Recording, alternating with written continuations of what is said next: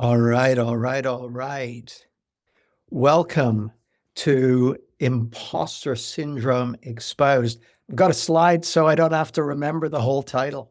Uh, Impostor Syndrome Exposed, not exploded, exposed, the unexpected truth about transformational speaking. And I've really been looking forward to this for a bunch of reasons. I'm just admitting more people. There's a great turnout for this. And I got to say, so we put up a Facebook post and send out an email. And there was a really big response to this. And so it's great to see how many people kind of resonate with this topic. And well, actually, by a show of hands, and by the way, if you've got your camera switched off, given that the topic of this is imposter syndrome exposed, it's about being visible. Throw me a bone, meet me halfway, switch on your camera, you shy sons of. No, I'm not going to go there. But honestly, you may well have good reason for having it switched off, like you're, I don't know, filleting a cabbage or something like that. But if unless you have good reason not to switch on your camera, the reason I make that point is we've been doing stuff online with live streaming for many years, and on occasion people have pulled some potentially embarrassing moves when they forgot that their camera was switched on. So it's one of those things that I invite you to be discerning in. But it's a pleasure to have you with us.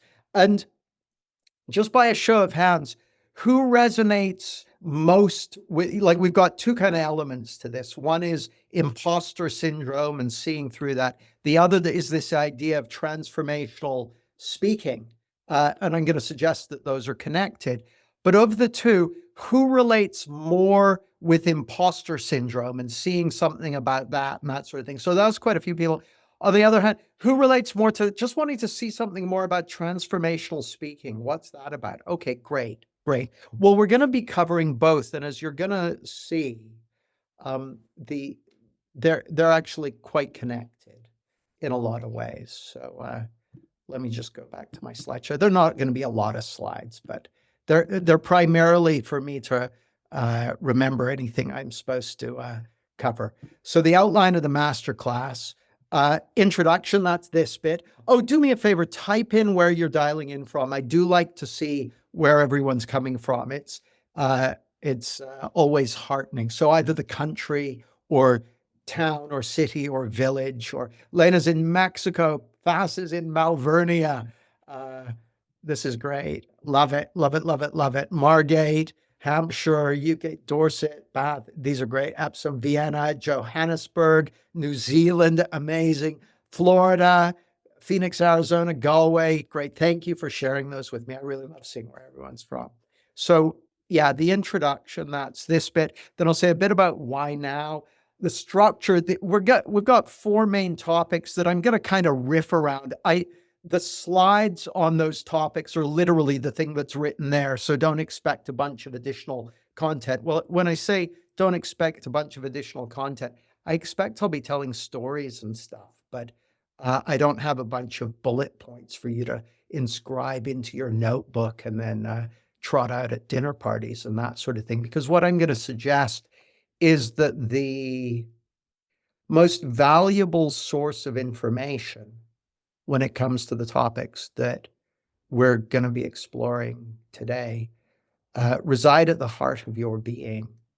They're gonna, that information, that value, that fresh new perceptual reality is going to arrive in your consciousness as an insight, as a realization, as a discovery. Okay.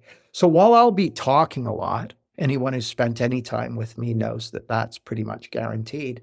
While I'll be talking a lot, I expect, the things that are going to make a difference to you aren't going to come from the things that I say. They're going to come from within you. And so what I'm going to suggest is that it behooves you, and that's not a word I use often, it behooves you to do your best listening. And I don't mean listening hard. I mean kind of relaxing, doing whatever you need to do to shut off and shut out any other distractions, and just be as fully present as you can for the next 45, 55 minutes, because my invitation to you is that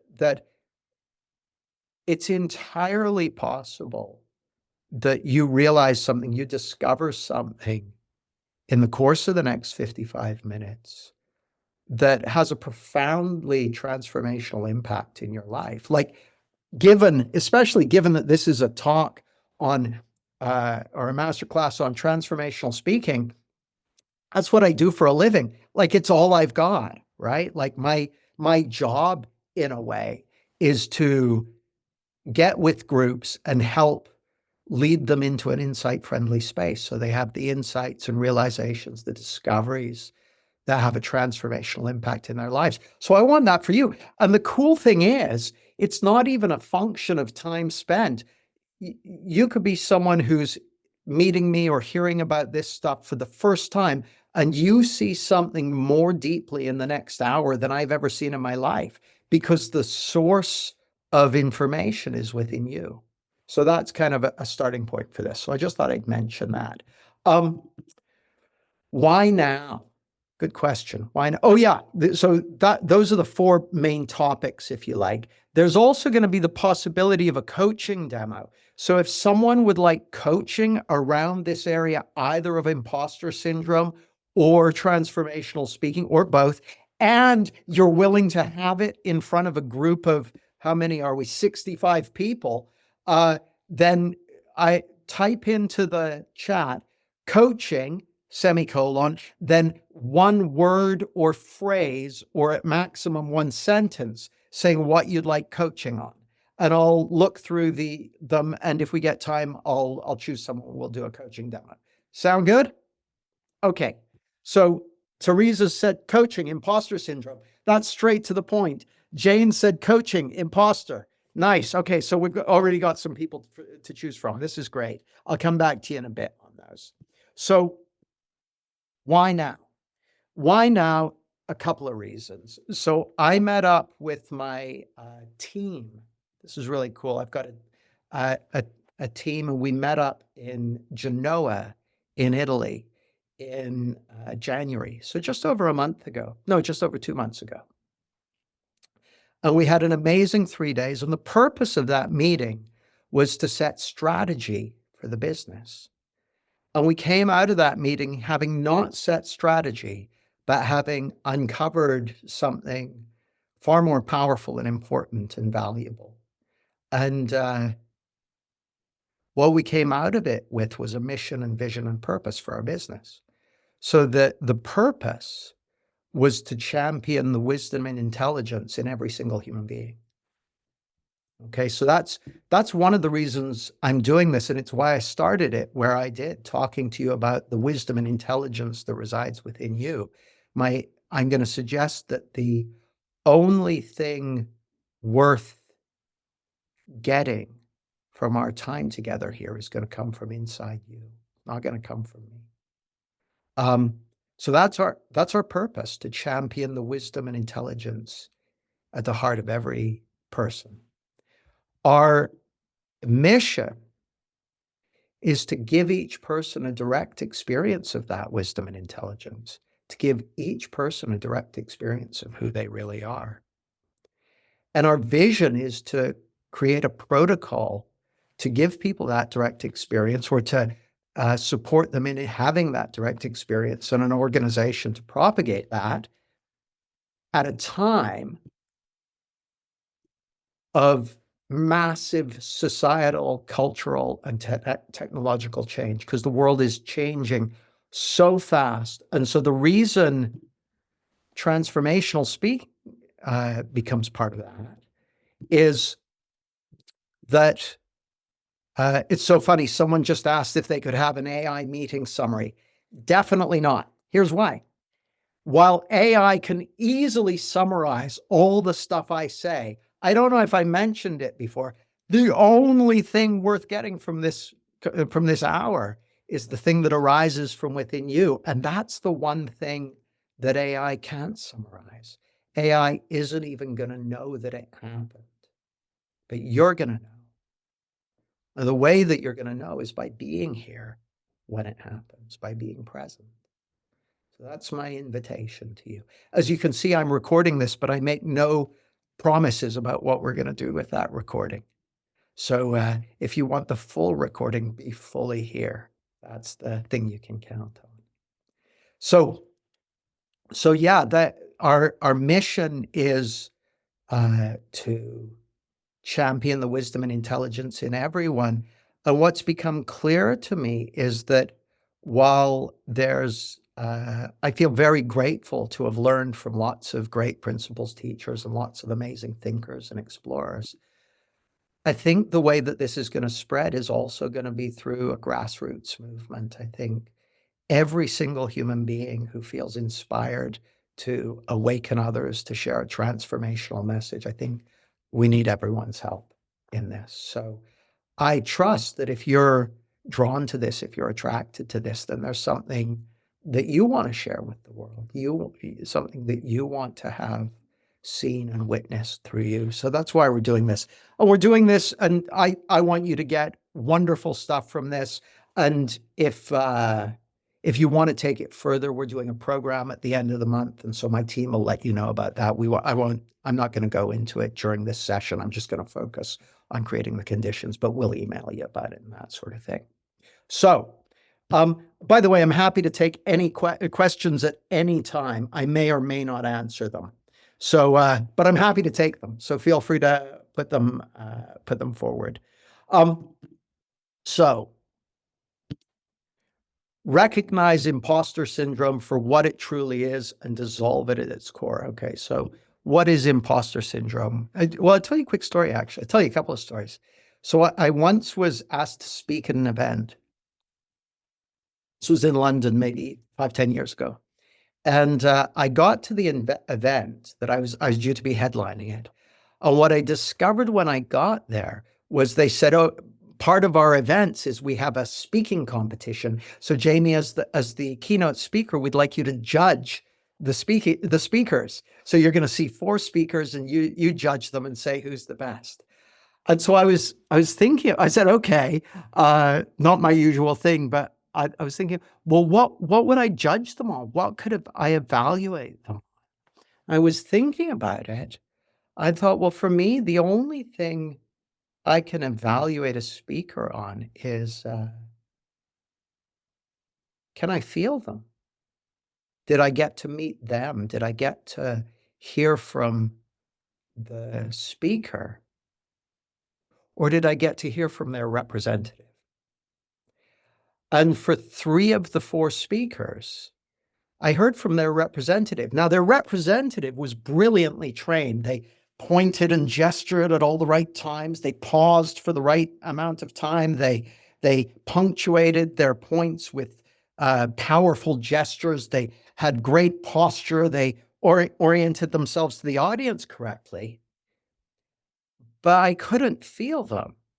It was like they were so well trained that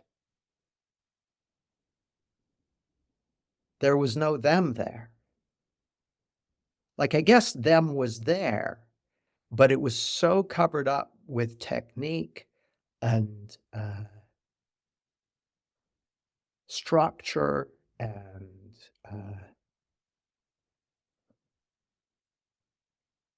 razzle dazzle that I couldn't feel them. And then there was one speaker, and I could really hear her. So I said, she wins, and this is why. And it reminded me of one of the very first talks I ever gave. So I, back in 98, 99, something like that, I was terrified of public speaking. And I went on courses and trainings to try and get better at it. And I did presentations in the business where I worked to try and get better at it, but I just hated it.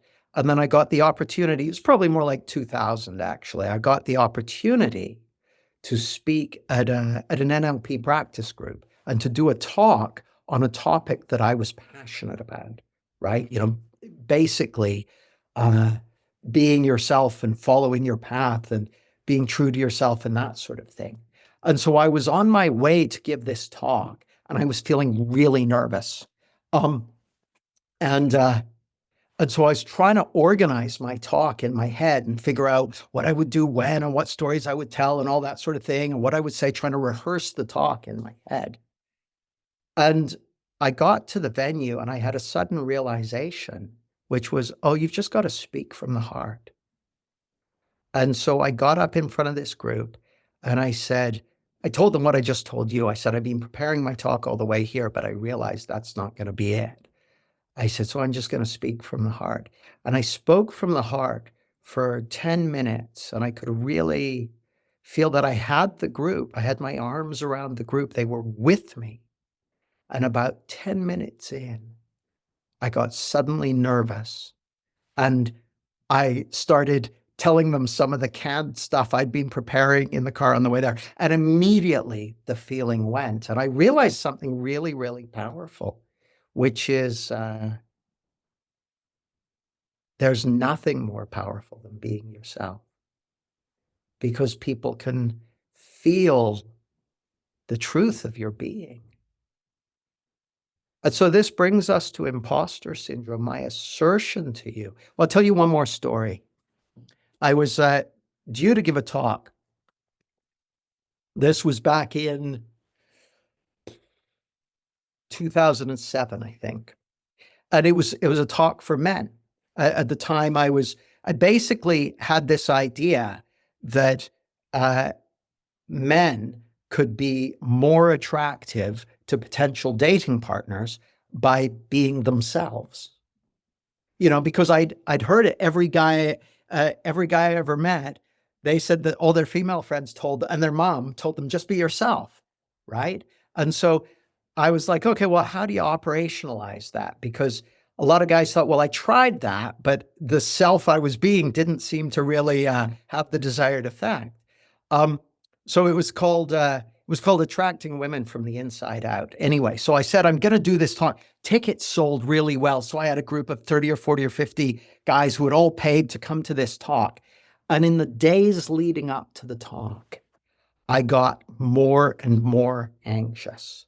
I was like, oh God, what was I doing offering this talk? I'm not that good at attracting women from the inside. Who am I to be doing this? All this sort of stuff. And it was really, really bothering me. And by the time the day of the talk arrived, I was not literally, but metaphorically shitting myself. I was like, oh God, this is going to be absolutely dreadful. And I was trying to think of a way to get out of it, which is that's pretty classic for me. If there's something I really don't want to do, is like, think of ways to get out of it. I could feign illness, or I could, I'll just say, oh, it's been I was trying to think of ways to get out of it. And then I had an idea. And my idea was this: I'll take my company checkbook with me. And when it's shit and everyone wants a refund, I'll just refund them their money. That's fine. And so I was like, okay, I can do that. I can do that. So I took my big company checkbook with me and I set off to do this talk. So I get there. I'm more nervous than ever, but it's like, okay, I'm going to do it. And by the way, this was classic imposter syndrome. And by the way, also, by this point, I was quite an experienced speaker, right? 2008, I'd been teaching and training for 10 years, but I had this sense of this was the right thing for me to be doing. But now I felt like a total fraud, total imposter, right? So anyway, nervous as hell, go up to the front of the room, start doing the session. And it was great. I loved it. And the audience loved it. And I got incredible positive feedback from it. And at the end of it, I was like, well, that's weird. Like, because it was clear to me by the end of it that it had been absolutely the right thing for me to be doing. That it was absolutely on path, that it was absolutely aligned with purpose and direction and meaning. And the question came to me, if this thing that you've just done is profoundly aligned with what's right for you, with your purpose, with your direction, with who you are, what was all that crap about for the last 2 weeks? What was all that feeling of you're a fraud, you're an imposter, you shouldn't do this, all that sort of thing? And I had a sudden realization, and the sudden realization was this. I didn't know I was going to share this diagram, so I just need to find it. Sorry about this. This is a diagram that my beloved Emma McDevitt came up with that is, I think, quite brilliant. It's a way of thinking about things. This is just a model. So at the bottom of this triangle, we've got universal energy, the universal wisdom and intelligence behind life. You might call that mind, thought, and consciousness. You might call that God. You might call it the implicate order. You might call it source energy, divine intelligence. Call it whatever you like. But as far as I can tell, there's a greater energy that we're all comprised of. In the middle, you've got your soul, your unique essence, the source of the gifts of your being. Now, my way of thinking about this is the universe is made of this oneness, this divine intelligence that all the spiritual traditions tell us about. And it's a non-local energy. Now, what do I mean by non-local? Who here is currently sitting down somewhere? Okay, everyone.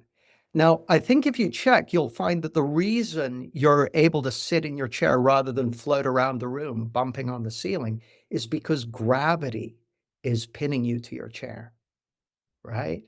Now, gravity is a non-local totality. It's everywhere in the universe as far as we know.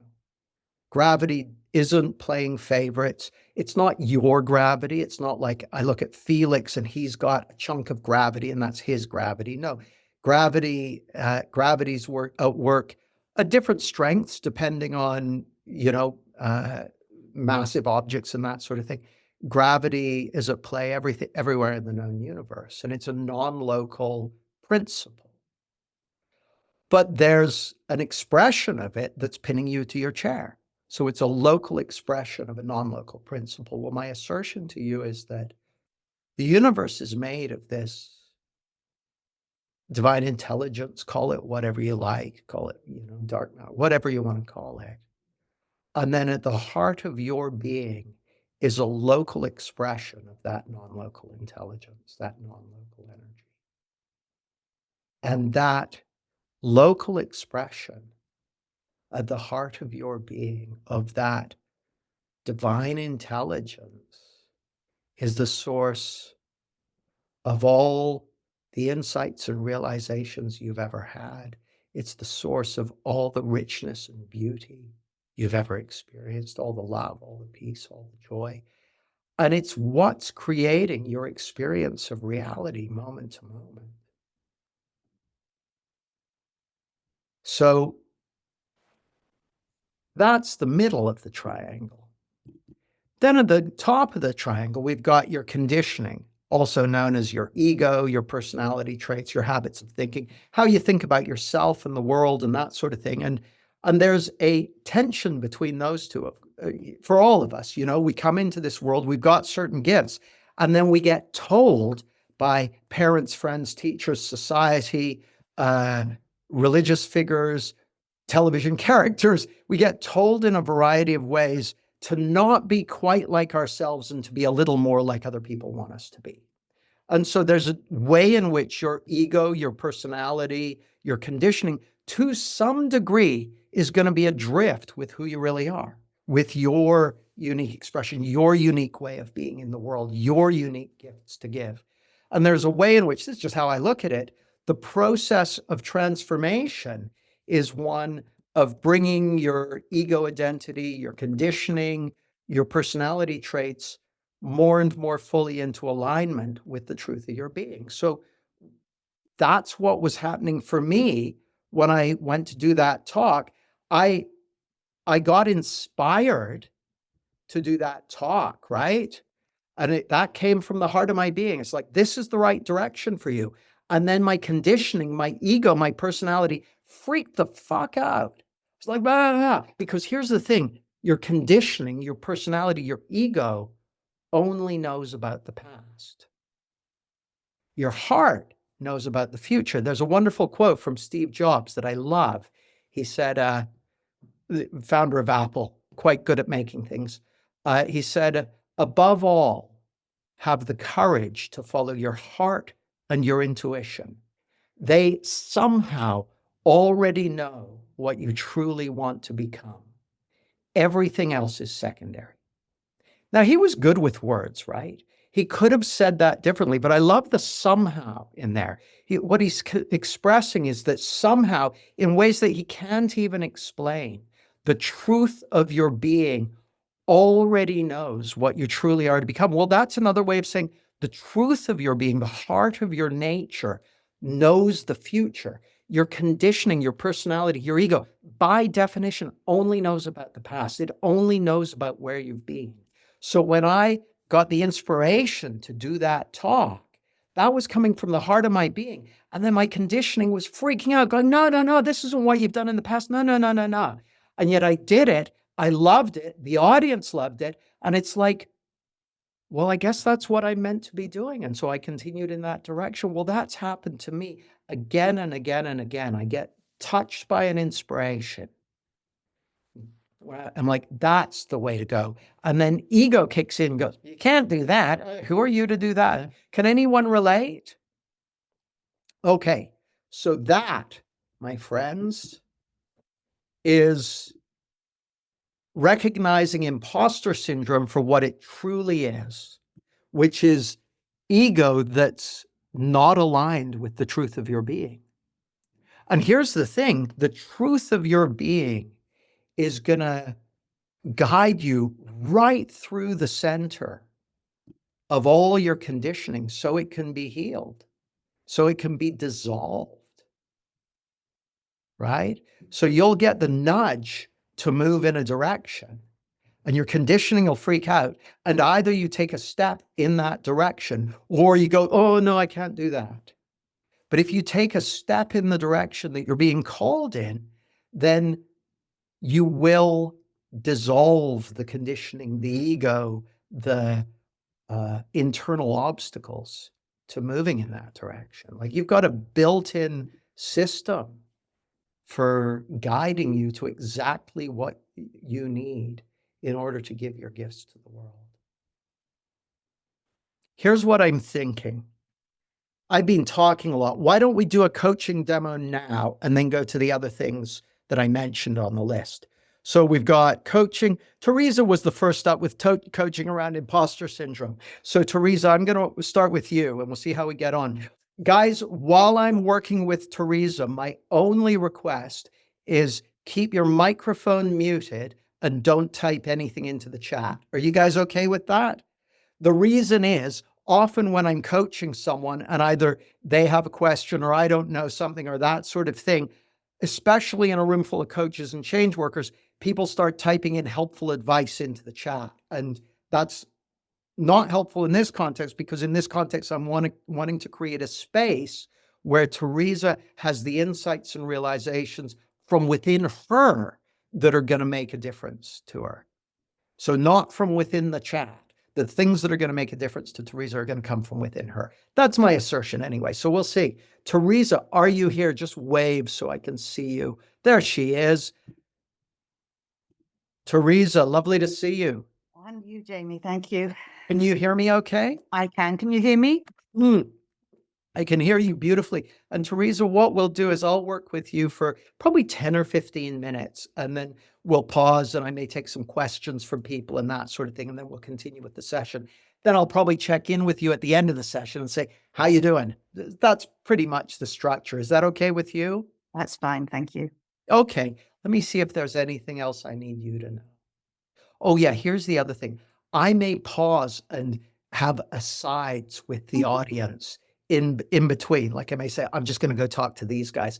And then I'll talk to them as though you've left the room, but you haven't left the room. You'll be eavesdropping. Is that cool with you? That's fine. Thank you. All right, Teresa. So thanks for putting your hand up. You put your hand up and said coaching, imposter syndrome. Oh, what would you love to have happen as a result of this session? Like what would be a great breakthrough for you?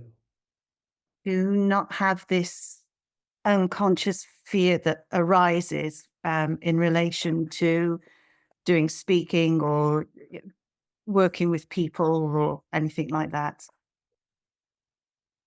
I mean, because when you were speaking, after I put my name down, it was like this whoosh of fear. And as you were winding down to talk to me, it's like a code red has gone off inside me. So Is it happening right now? it's less than it was because I'm speaking. So I've actually kind of pushed that away, but it's there. Yeah. It's like, what have you done? You should have. Yeah. I know, right? Like as you sit here right now, Teresa, so on a scale of 1 to 10, how strong is it, would you say It's a right now? 10. It's a 10. It's a 10, but even though you pushed it away and it kind of diminished. A little bit, yeah, to about 9. So just like onto the other side. Okay. And as you sit here right now, so this is all kicking off inside of you. And so hats off to you. Because here's one of the things I love about this, Teresa, is despite that all kicking off, when you first put your hand up for it, you still put your hand up for it. And then despite it all kicking off again, when I invited you to come on and speak to me, here you are speaking to me. You want to know why I like that so much? Because it seems like it can't actually stop you moving forward in the direction of what matters to you.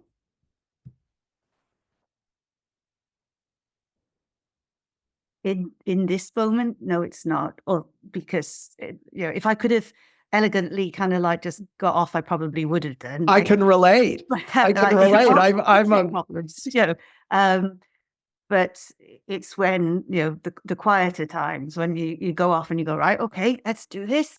And when who goes off? when I go off to do something else. So I go work on my business plan, or I'm thinking about what I'm doing or what I'm going to do, and then I'm sitting back on the side of the pool again, to use an analogy. Yeah. What would happen if you kept going anyway? And I'm noticing now that there's like a panic arises. Yeah. Where do you feel that in your body? My torso, in fact. Okay. So do me a favor. Can you just put a hand on your heart and just inside your mind, just say thank you. Because that's it's your conditioning, that's your habits of expression, just sounding the alarm for you. But you're perfectly safe.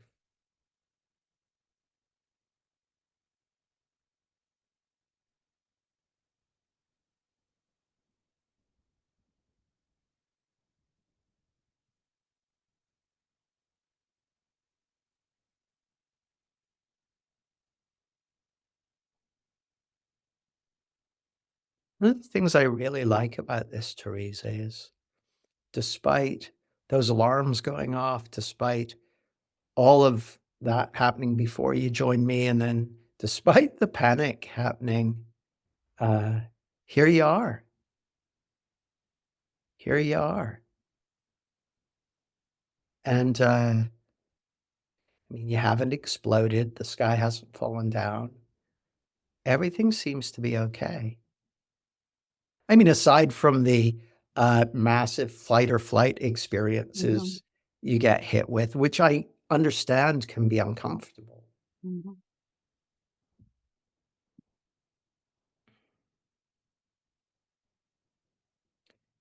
Now, what are you noticing in your system right now? It's my heart stopped pounding, so it's gone down a lot. And there's parts of me like kind of scrambling around, and there's Yeah. a kind of like dialogue going on, and um, yeah, Yeah. yeah. Yeah. I mean, this stuff's been around for a while, right? So this is, there's probably X amount of flotsam and jetsam that needs to get its chance to have its voice heard and for it to be like uh, wished well on its way and that sort of thing. But I mean, what I notice right now is like I feel closer to you now than even a couple of minutes ago. Are you noticing anything like that, or is it me just smoking my own supply? No, I'm noticing that. I calmed down and I feel a better connection. So Now, what do you make of the fact, Teresa, that despite having a kind of fight or flight reaction in the first instance, that within 5 minutes, if that, you're already feeling more connected, closer, all that sort of stuff. What do you make of that? because here come the tears. There's part of me that knows that this is a must, and I must get through this to be able to do what I want to do. I really appreciate you saying that because what I'm hearing, Teresa, is that you have a sense of something on the inside that's so important and meaningful to you that it occurs to you as a must, as essential. Can you tell me about what it is that you're wanting to share?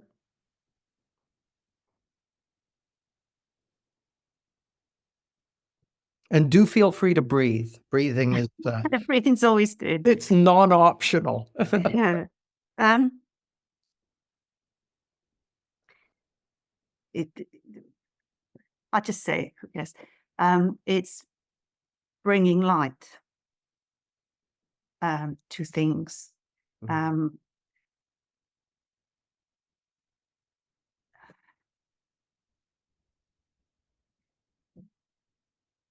There's been the way I look at things that I've been through and experienced, that there's a reason, there's learnings, there's things that can be shared so that people don't have to go through those things, or they can release what holds them back. I mean, I've been around training and the industry, personal development industry, since Tony Robbins and Robbins Research. I worked for them for a while. I did Michael's first super coach, NLP trained. I could logic. I could tell you chapter and verse, how to do what we're trying to do here and all the rest of it. Great. And then when it comes to being, taking my own medicine, I can talk to myself, and yet still there's this I love that part you of said it. me. I love that you said it like that, Teresa, because here's the thing that struck me. As soon as you said, it's about bringing light, it's about showing people that how to come through the things that have held them back and that sort of thing. You know what I was thinking, Teresa? I was thinking, oh, that makes total sense to me. And for Teresa, the first recipient of that medicine needs to be her. And not only that, Teresa is the only person who can administer it. So while I can create an insight-friendly space, while I can find my way into a feeling of connection with you, while I can point you in a good direction in terms of, you know, where the power is and what's going to make a difference to you and what's going to enable you to bring that lightness and that light into the lives of others. The key that has to be turned, the medicine that has to be administered and accepted, that's on the inside. Now, I'm glad you agree with me. What did you hear that you're agreeing with? It's inside out. There's things or part of me going on that is holding on to something, and I have been peeling the onion for quite a long time. And yeah, and it kind of boils down to just part of me not feeling good enough, hence the imposter syndrome and Yeah. fear of like screwing up and being Yeah. humiliated or whatever, you know. And here's my guess, Teresa. Everything you just said is exactly the stuff that the people who you're here to support are facing. And so you don't remedy that by going away and getting another 20 years of therapy. Mhm. You remedy that by, to your point, taking your own medicine. Mhm. And there's a word that was in that Steve Jobs quote, which I think is essential for this situation. He said, above all, have the courage to follow your heart and your intuition. They somehow already know what you truly want to become. Everything else is secondary. And courage means being shit scared and doing it anyway. Mhm. And my sense is you've been trying to find an alternative to courage. You've been trying to find a way to not be scared before you do the thing that's right for you. But my experience is that the very nature of the very conditioning that needs to be healed is it's on the path that you need to take by walking. That's my sense of it, Teresa. But what do you reckon? Yeah, I think it. I totally agree, and I think it is connected very much to identity, and Yeah. also, and you said, yeah, you mentioned about courage, and that's it, you know. So Yeah. So here's the thing that I think you might find useful, Teresa. Like there's two kinds of identity as I look at it. There's who you think you are, which is that one.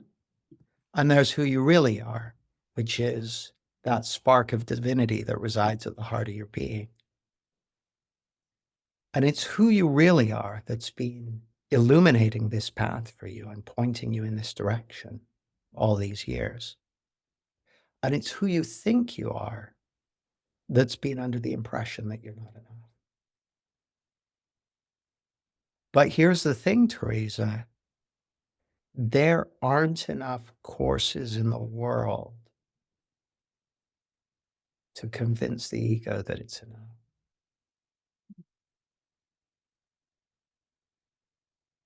Sooner or later,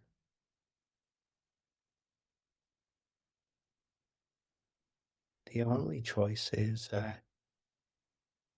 do you follow your heart or do you try and find a workaround?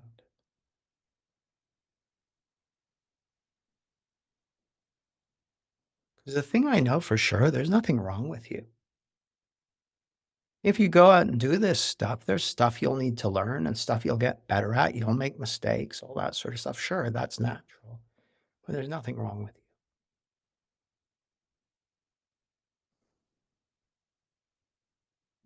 Just out of curiosity, what would you do next? Like what are the next steps? If you just weren't afraid, if all that fear just disappeared, what would you do next?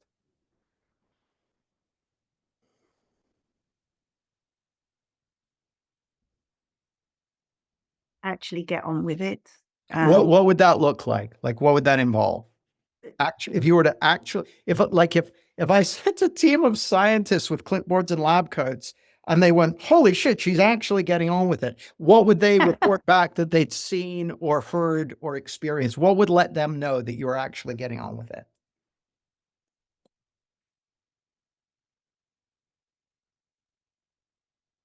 Well, I'd be actually my voice is just taking the steps that I've already identified that I need to do. I would book the What room, are the next steps that you've identified? decide on which area as will be the first area that I'll work the group of people that I'll work with. Okay. What are some of your ideas about that? What are you, Uh, New mothers, women who've experienced birth trauma and loss, and then people facing depression, got it. working with teens as well. So Of those three groups, new moms, new mothers who've experienced loss, people facing depression, also working with teens, which of those three is most appealing right now? the one that costs me like today, it's most is the birth trauma. Beautiful. Yeah. So what's the next step in relation to that? Devise a few words of what it is that I would offer, and Beautiful. get it in front of people. So, I mean, just before we I joined the call, I joined a Facebook group for mothers who've been through this, because I have as well. So, Yeah. I was allowed to join. And actually picking up the phone and calling the woman up the road to say, yeah, okay, I'll take a room on this day, and this day, and sort my insurance out. So that's it. Beautiful. So will you do that? Mm. Yes, Okay, great. Will you pop me an email and let me know once you've done it? I will do. Thank you, Jamie. Yes, I will. One more question, Teresa. All of this for what purpose? Breathe. You breathe right now. Right now. Breathe air. Breathe air. With your lungs, though, not with your heart. Breathe air, because here's what's going on. I'm going to talk to these guys for a second. So here's the thing I notice. I work with people in all kinds of different situations. And what I notice is when I work with them, they get into a connected, insight friendly space. And then stuff comes up for healing, literally emotion that they've been stuffing down for years. And then they try and stuff it down again. But that's literally the process of, or metaphorically, I shouldn't say well, it's literally and metaphorically, it's the process of this stuff getting cleared up, getting dissolved, getting melted away, and coming back into alignment with who they were born to be. And so what happens is when people do that, when they tighten their muscles and hold their breath and try and stop those feelings, those emotions from moving through their system, I just say, keep breathing, because that's literally the very healing process they've been looking for, and they're putting the brakes on. So I just want them to experience it. Just want them to experience it. Because often the very thing they've been trying to avoid feeling for 10, 20, 30, 40 years, they feel it for 1 minute and they're like, oh, I feel scared. And they're like, oh God, was that it? Is that the thing that's kept me doing a job I hate for 40 years? Is that the thing that's stopping me sharing my gifts for the last 10 years? Is that all it was? And it often is, because my assertion to you is you have a built-in natural healing process. Your system is designed to bring you more and more fully in alignment with the truth of your being and to heal the places where you've been out of touch with that. And all it takes for that to be activated is to get into a feeling of connection with someone who's pointing you in that direction, and magic happens. Like, that's my job, basically, is get people into that space and then watch as the magic happens. So, Teresa, anything to report now that you've got oxygen again? I muted your microphone just while I was blabbing to these guys. You'll need to unmute. Yeah, There yeah, you yeah. Sorry, yes, as well. Yeah. So, I want to do this so they don't have to experience what I did, and can have the kind of relationship and connection with their baby that they deserve, and that it doesn't affect the rest of their family. And yeah. That's beautiful. Mhm. And in order to do what, Teresa? In order so the baby can You have breathe. the best mum for Beautiful. them. Yeah. And in order to do what? To create love. See, that's so beautiful. And the first recipient of that love needs to be you. And the person who needs to bring that to themselves is you. And by doing that, you'll be able to model it for those mothers, and they'll be able to bring it to their children and to themselves. And it starts with this very gift that you want to share with the world. Thank you. And the thing I love about it, Teresa, is I see all the wisdom in your system that's brought you to this point. Like it's all there. It's perfection. Thank you. Yeah, you're so welcome. Thank you. Thank you. Everyone, will you unmute yourselves and give Teresa a big round of applause? Thank you, Teresa. That was beautiful, beautiful demonstration. Thank you, Teresa. Beautiful, Teresa. Beautiful. So, Yeah. guys, if you have any questions, feel free to ask. I'll go through the questions that are here. Jessica says socializing, conditioning so that we behave in a classroom. Yeah, there's so many sources of conditioning in our society. A good thing too. Imagine being in a society where no one's got any conditioning whatsoever. It'd be chaos. So I'm fine with that. It's just that there's a natural tension in our society between what the society wants and what our heart is expressed to give. And that's where innovation comes from. That's where healing comes from. Sheila's asked, how much would you go into the story, the ego trappings? I'm a bit stuck with that. Typically, the kind of questions I ask, I only go enough into it to get a toehold in their world. I want to be able to relate. I want to be able to let them know that I understand what they're talking about. But I don't think the answer is in the ego trappings. That's not where the answer is going to be. The answer is going to come from the heart of their being, which is beyond and before their personality.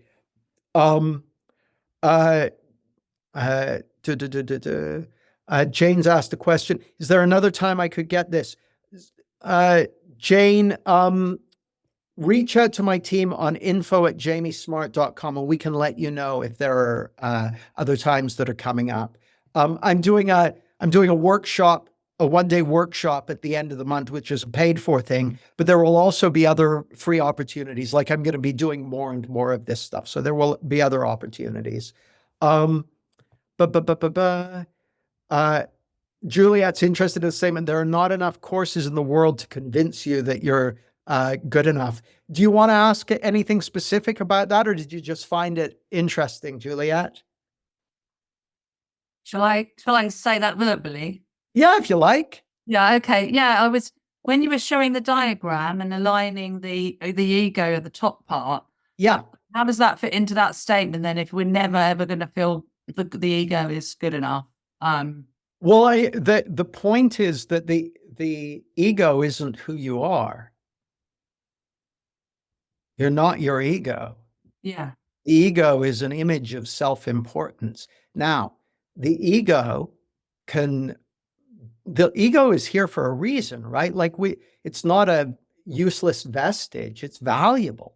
Like it's valuable, but the problem in our society is, and maybe it's a function of our neurology, is that the ego has gotten too big for its britches, right? It's the purpose of the ego is to be in service of who you really are. Okay. But you don't want to think that who you are is your ego, because it just isn't. So Michaela's asked, is the ego who you refer to as the press secretary? Yeah, the ego, the intellect, that's the press secretary. I'll explain the metaphor. The president or the king or the prime minister or whatever, they'll have a press secretary, and the press secretary doesn't have any idea why anything is done, but they need to make up a good story about it. Whereas the king or the president or the prime minister, they, in theory anyway, know what's going on, but they haven't told the press secretary. The press secretary just has to make up a good story. So it does that, but it doesn't know that it's the press secretary. The press secretary in this metaphor thinks that it's the king or the president or the prime minister. That's the issue with the ego.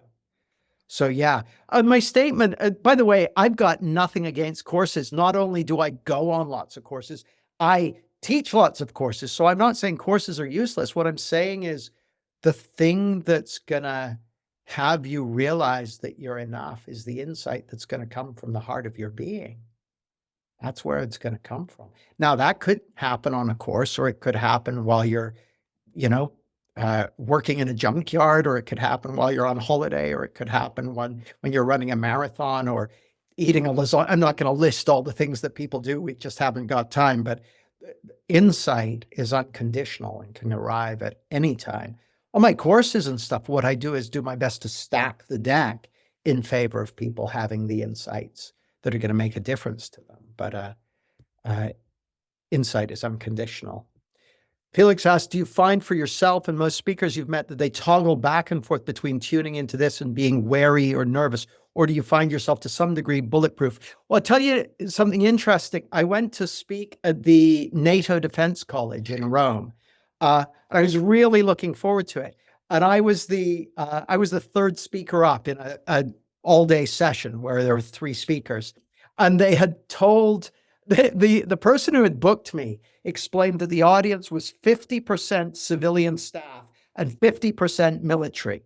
He said, now there's one of the sessions is the session about the college, and everyone enjoys hearing about what's happening. Then one of the sessions is on military strategy. All the military staff love that, and the civilian staff find that quite dull.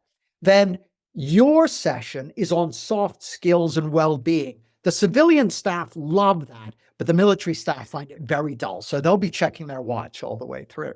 So I was like, oh, well, we'll see about that. So I was third up. I'd been listening to speakers all day, really looking forward to it. I got up on stage at the front of this room, and it was the first time I'd done a live in-person talk in probably 18 months or 2 years, because it was during COVID. So there were no live in-person talks. And I was looking out at the audience, and everyone's wearing those masks, right? So I can't even see people's faces. So I think, oh, okay, I'm going to have to train them how to respond, give bigger responses so I can see behind the mask. And so I start that, and I notice I got hit with basically fight or flight. So I've all of a sudden, as well as doing a talk to people wearing masks for the first time in years, I've also got all this adrenaline going through my system. But the thing I've got going for me is I don't care. Don't care about how I feel. I don't need to make myself feel any better to do what I'm there to do. So I just mentioned it to the group. I said, as luck would have it, first talk I've done in a while, I've got all this adrenaline going through my system. So help me settle down a bit. Just go, and got them to do some breathing exercises with me. I think that's what I did. I don't really remember. But the point is, you don't have to feel any particular way in order to do a good job. So in answer to your question, Felix, I do toggle in and out of it. And the most valuable thing in my experience is to notice when you're toggling out of it and turn back in the right direction. It's not to try and avoid ever falling out of it, because if you think about it, part of how you calibrate your audience is by noticing what's going on. And that means you're going to feel a variety of things, but you want to be present and available to the moment. I can't send the Steve Jobs quote out, but feel free. Oh, yeah, someone else, Catherine's put it in. Thanks, Catherine. Oh, we've got some advice coming in for Teresa. Like I said, no advice for my coaching client because she's processing. She touched a very transformational space. And I'll say it for the umpteenth time, the only thing worth getting for Teresa, my assertion to you, is the only thing worth her getting is going to come from the heart of her being. I'm not saying that if she needs to know a list of where local talks are for new moms, she's going to find that at the heart of her being. No, she'll find that on the internet or on a local notice board. But the stuff, the heart of transformation, the art, if you like, of transformational speaking is to leverage the wisdom and intelligence that resides at the heart of their being. Now, what one-liner would Sydney Banks say on imposter syndrome? You'd have to ask him. Do I plan for speaking at all? I absolutely do, Thomas, depending on the event. If I'm running a 15-month program, each module I'll have a detailed plan for. If I'm doing a talk, I might typically, if I'm doing a 1 hour talk like this, I'll sketch out a few bullet points, but that's about it. But I don't not have a plan. But I don't have a detailed plan. I don't rehearse it or anything like that, because my experience for me is that if I rehearse a talk, it kills it dead. Catherine's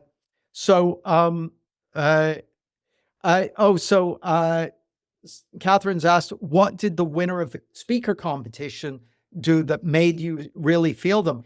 I tell you what, Catherine, it's what they didn't do. They didn't try and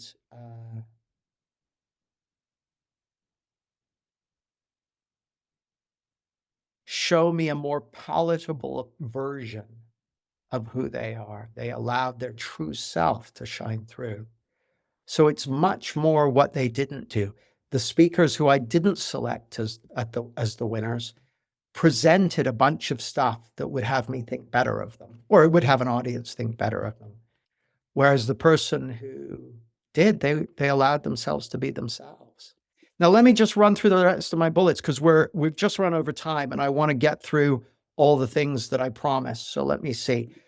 Get deeper trust in your, oh, yes. So recognize imposter syndrome for what it truly is. It's conditioning, and dissolve it at its core. The way you dissolve it is by getting present to the truth of your being and then acting in accordance with the guidance you're given. That, like life itself, is this brilliantly designed action plan for helping you awaken to the truth of your being and go through the very things that will allow you to evolve into who you're here to be. Get deeper trust in yourself and what you uniquely have to offer.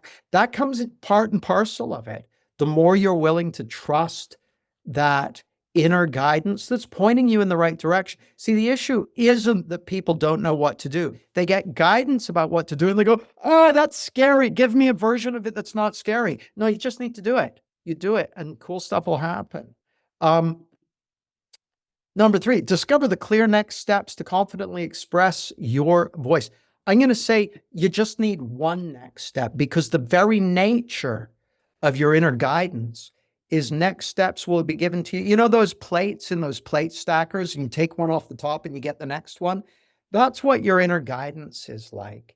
If you're following the call of your inner voice, you'll get a nudge of something to do, someone to call, someone to reach out to, something to create. And if you follow that nudge, you'll get the next one. And if you say no to that nudge, it'll either get louder or it'll give you a different one. But sooner or later, you have to follow your heart. That's my assertion anyway. And then finally, let your true self shine and do what you're genuinely here to do, or generally here to do. That's what this is all about. Because my assertion is that what the world needs, there's a wonderful quote by, I think it's Howard Thurman or Howard Thurston Thurman, I think. He said, don't ask what the world needs. Ask what makes you come alive, then go do that. Because what the world needs is more people who have come alive. I'm going to wrap it up in a second. Teresa, anything to report at this end of the conversation? I mean, yes, thank you. I never realized that that's what was holding me back was related to my own birth trauma. I was, to coin the expression, I was looking under the lamppost when I dropped my keys in the house in the dark, which is something I listened to the other day. So I can't thank you enough. So bless you. Namaste. Thank you very much. You're so welcome. I look forward to getting your email, and I look forward to seeing what emerges for you, Teresa. That's wonderful. Thank you, really. And thank you for everyone else. Thank you. It was a lovely space, wasn't it? Guys, I have to go in a second because I'm going to be driving cross country to meet up with one of my oldest friends for a massive steak dinner. So thank you for this. I really appreciate you being part of this. I'm so glad that these topics resonate with you, and I look forward to connecting with you again soon. Thanks Thanks, a guys. lot, guys. Take care. Bye-bye. Lots of love. Bye. Thanks for your attention. I look forward to seeing you soon.